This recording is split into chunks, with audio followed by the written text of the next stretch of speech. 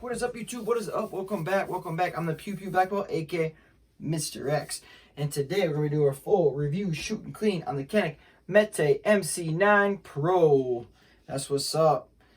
Look at that bad girl. Got a nice upgraded trigger compared to the original MC9. Very, very nice little gun. But before we dig deep into this gun and this review, shoot and clean, go hit the subscribe button down below so you can join the family. Say two-way starting together. And please, at any point in this video, if you think I earned it, please give me that thumbs up. It's the best way to support the channel, to get the videos out there, to help fund me the ability for me to do these videos and shoot these guns, to help make good content for all y'all. With that being said, any questions or any comments you want to leave, just leave them down below. I do try to answer every single person's question, so appreciate that. Hope you guys appreciate all the feedback I give for all you. But with that being said, let's get you guys down here, get a little closer view at what you get in the package. We'll go shoot at the range, and at the end of the video, I'll tear the gun down and show you how to clean it. All right, let's get to it. Let's do an unboxing of the CANIK Mete MC9. What you get in the case, you can see here, is all the standard stuff. You get the nice throwaway holster, or temporary holster. You're not going to want to run this, but for temporary basis, it's a nice holster to start off with until you can find one that you like. You do get the extra 15-round magazine with the speed loader, and then you do have that flat base pad for the 12-round magazine if you choose to put it on there. Otherwise, I do like the extended pinky on there. You got the push rod. You got new upgraded bristle for cleaning. The old ones used to come with like the synthetic bristles. They have gone away from that, and they don't do that anymore. And then you got your for cloths, you put a cloth in there and you can push it through and clean it out. Got the extra back straps you can adjust to small, medium, and large. And you got your toolkit that comes with everything you need to put your optics on, and just interchange certain things on the firearm that need the toolkit. Okay, that's enough of that. And this part has the owner's manual in it, so I do recommend you take a look at the owner's manual. They do a really nice job with their owner's manual, showing you step-by-step pictures and stuff, everything we're going to kind of touch base in here in the video. So I'm just going to make it a little easier. You can see that they do have that dual spring setup, which I'll show you guys a little bit later, but I really like that. It helps this gun shoot so flat. So you can see I do have a few CANIKs in my display here. I do have the CANIK Rival S here, which is a very awesome gun, which I haven't actually fully made my video yet on it. I'm kind of deciding how I want to format that video because there's just a lot of people making videos. But I love this gun, very fun. This is my optics only for competitive shooting, and then this is my polymer CANIK Rival, and this one's got the flat dark earth lower on it, and this is my open sight. I got the tritium night sight on front. You can kind of see an adjustable rear blacked out. This is one of my favorite guns to shoot for open sights. So you'll see a collab coming out soon with the Rival and that Rival. Let's get into the CANIK Mete MC9. You'll be seeing those videos coming out in the near future. So to start off with, we'll just talk about the magazines. So this gun, when you are going to the store and purchasing it, you can see the walls on this mag wall are very thin. Check to see if these are bowed in or not. Another good tell sign is if the magazines get stuck when you push the button. So right now there's no spring tension, so when the slides close, there actually is pressure pushing down on this, so it actually ejects a little faster.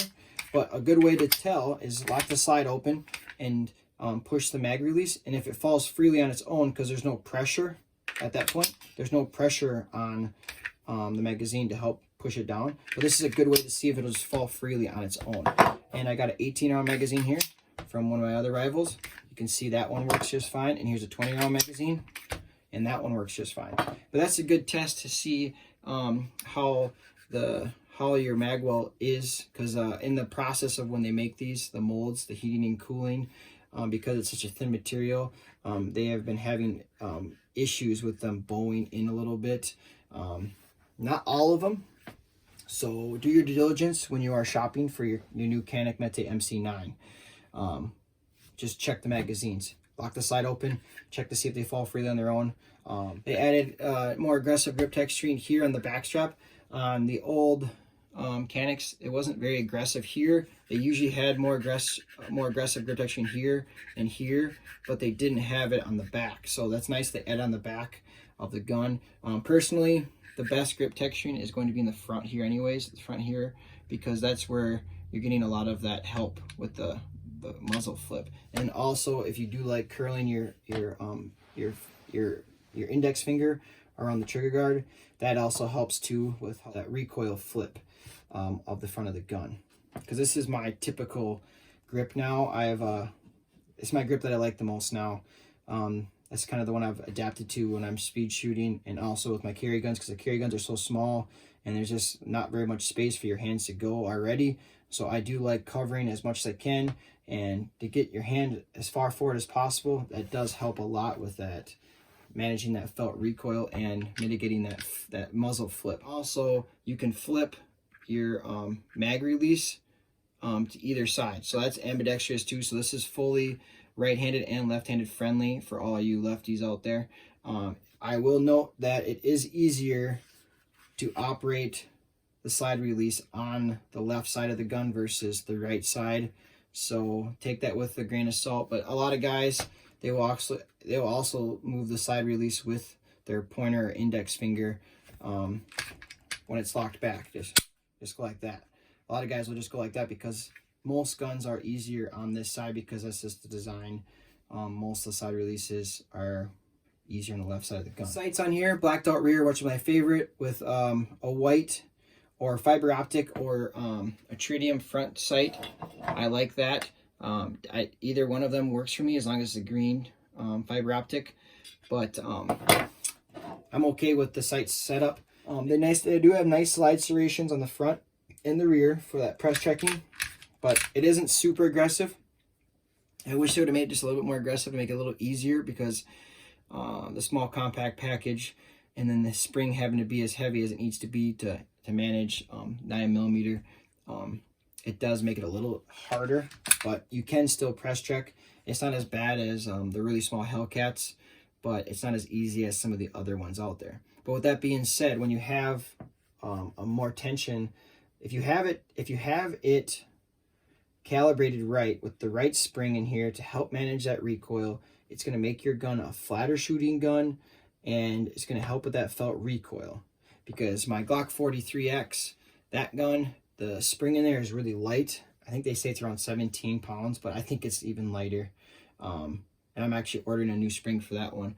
But that one, for instance, has a lot more snap. My Glock 43X has a lot more snap, more felt recoil, and it has just more muzzle lift in general because of the spring is just too light.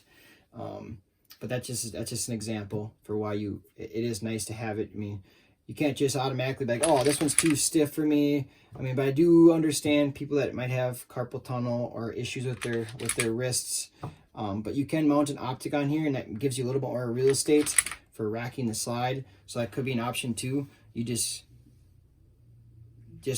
go that route if you need to. The trigger isn't too much different than my rival triggers. Both my rival triggers are the same on the rivals. They're skeletonized, flat-faced, which isn't too much different than this trigger.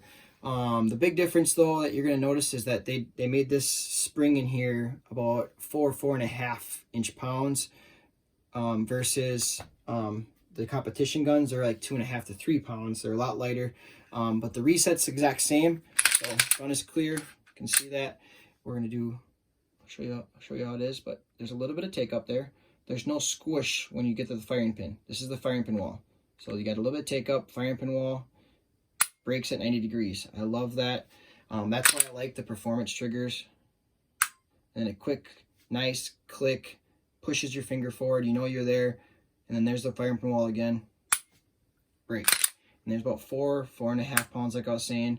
I like the nice pop. It's just nice. I really like it. It's a nice carry trigger. It's not too obnoxiously heavy. One thing that when I first grabbed this gun, I noticed right away, it felt like they skipped a spot here.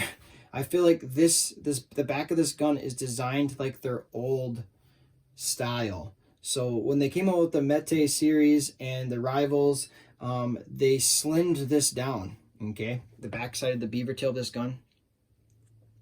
For some reason on the MC9, they decided to keep it thick like the old CANIKs, the regular TP9 series CANIKs. So like the TP9 SC, this is like the same thickness as that versus the new Mete. You can see the Metes or the rivals. This is the same frame as a Mete, but you can see the difference is significant. Like why didn't they slim this out and make this more comfortable? Because you can feel it right away. I can tell when I have it, when I hold the TP9 or the Mete, because the Metes just feel way more comfortable to me than the TP9 style. And I was a little frustrated that they did that, but this gun is worth it. Still buying it. I just wish they wouldn't have put that big bulky style in here. Maybe there's a design to it. Maybe they had to do it that way. So, but for some reason those guns aren't, and this gun is. So, but they did shorten it up. You can kind of tell that they did shorten it up there. The back half of this gun is a little bit shorter than the other guns, so maybe that could contribute to why they had to do it that way. But needless to say, great gun. Go out there, try it out. You'll probably feel the same thing I felt right away. It didn't feel super comfortable in my hands right away, but when you do go out and shoot it, it does feel amazing. It's very flat shooting, very comfortable. I like it a lot. Their follow-up shots are really easy to get back onto. It's just a great little gun. And I hope you guys are enjoying this video. I'm hoping I'm not boring you too much with all the extra talking I'm doing. But I think it's time to go to the range, and then after that, don't go running off, because I'll show you how to tear it down, and we'll do a quick clean. I'll show you what I use to clean and lube my firearms. Alrighty, let's get to it.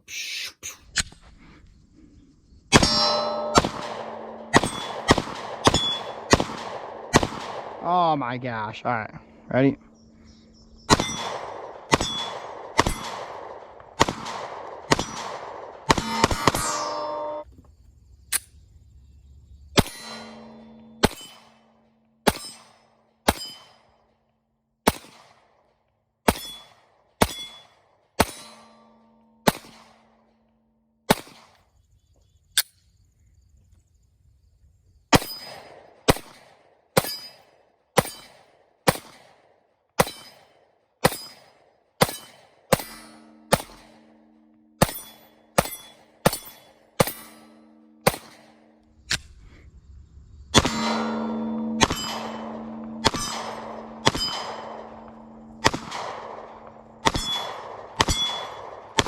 Alrighty, I wanted to just give you guys a closer view of the gun and me in my eyes. Just prove to you that I am keeping both eyes open with the iron sights, which is it's extremely hard to do, but I'm finding it pretty easy with this CANIK Mete MC9 Pro.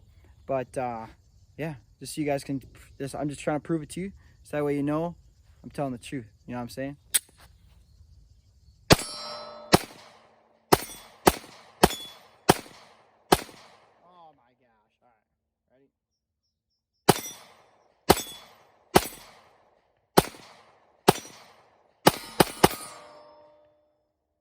Alrighty, that's what's up. I lost focus there for a second there, but we got back on it. Let's get reloaded up.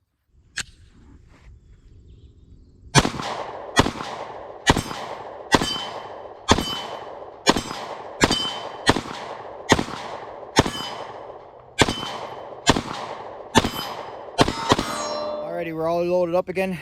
Let's try to keep those, get the accuracy a little better with the two eyes open technique. So let's see what I do.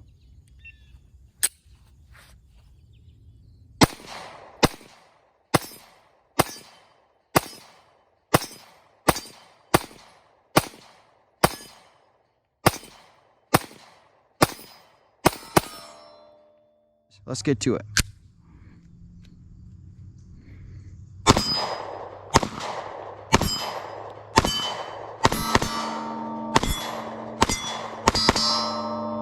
Hope you all enjoyed that shooting part of the video, and now I'm going to tear this gun down and show you guys how to clean it. But before we do that, just go over the breakdown of what I'm going to be using. Q-tips for those hard to reach places. We're using some basic CLP cleaner, lubricant, protectant for firearms, and then also I got the little needle one if you need to use that for the hard to reach places. And then also I like to use gun grease once I'm all done and it's all cleaned up to lubricate the gun while you are using it. leave it. The oil works too. But what I've experienced is that using oil, it just seeps out and it just slowly moves around. And then if you're carrying it, you get it on your clothes and stuff. So that's why I have now converted to the grease. I don't like crazy clean up all the oil after I'm done cleaning. I just wipe it all down, and then after that I apply a thin layer of the gun grease to properly lubricate my gun while it's cycling. I also like to use barrel reaming sock for the barrel. I've been using these for years with my shotguns and rifles, and now I have started using them for my handguns. I just like the way they perform. A couple swipes and you're done. And then a toothbrush too. Once I spray down with the CLP, I like to use a toothbrush to scrub it all down and clean it up. Alrighty, with that being said, we're going to start breaking this down. You won't hear me doing too much talking. I'm going to kind of have the video go at a faster pace so you guys can see this done and not be completely bored to death. Alrighty, let's get to it. Now let's make sure the gun is free and clear, and I'll show you how to basically break this gun down. Magazine is clear. The bore is clear. Hit the slide release. You're going to dry fire and you're going to pull down the takedown lever here, right here, just like Glocks. You're going to wrap your hand across the back, just pull back slightly, and once you feel the tension released on here, that's all you need to do. Now slide it forward a little bit. It doesn't go all the way off like some guns like Glocks and other ones, but instead it's going to come in, and there's a little bit of a notch right here. You can see that. That's the notch you have to find to pull it up out of the rails. Okay, now your gun is basically disassembled for the most part. You're going to put that aside, and then to finish the field strip, you're going to your spring and guide rod assembly. You're going to push it a little bit with your thumb, pull it out, put it to the side, then you just take your finger, lift it up on the barrel, and slide it out. Now the gun is fully field stripped and ready to be cleaned.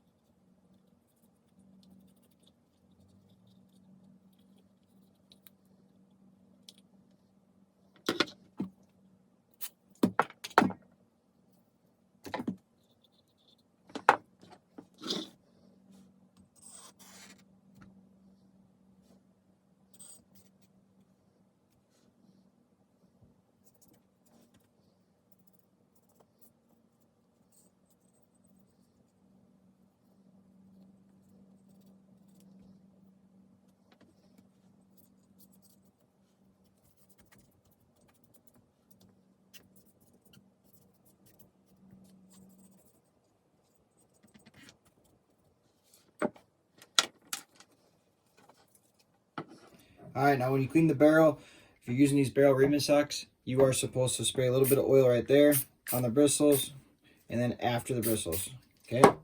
And now, you already saw that we did spray the barrel too, but now it'll be extra protected. You just do like 2 to 3 swipes, and it's all done.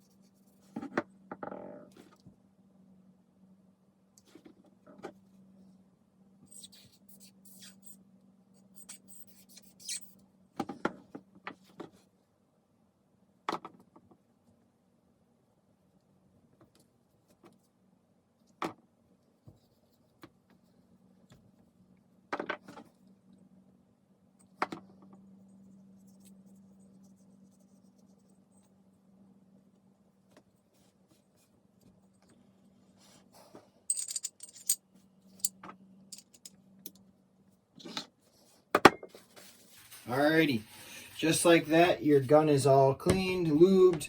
If you can tell, I was using the gun grease at the end there after I wiped all the oil off.